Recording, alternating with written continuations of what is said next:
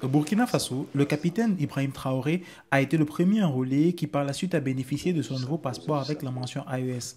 Cet événement intervient quelques jours après les mobilisations qui ont eu lieu au Burkina et au Niger, marquant les célébrations de l'an 1 du retrait effectif des trois pays de l'organisation ouest-africaine CEDEAO.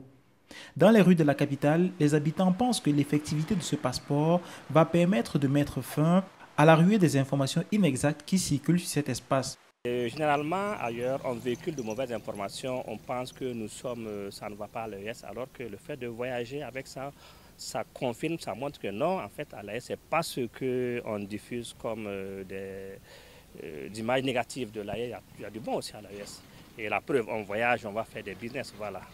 Je me vois mal être dans l'AES et continuer à utiliser un passeport CEDEAO. À la division de migration de la police dans la ville de Ouagadougou, la production des passeports a débuté et elle est effective depuis le début de semaine.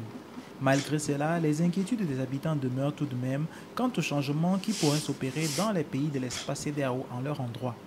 Tu quittes le Burkina pour aller au Mali, tu dois payer, c'est-à-dire pour les étrangers.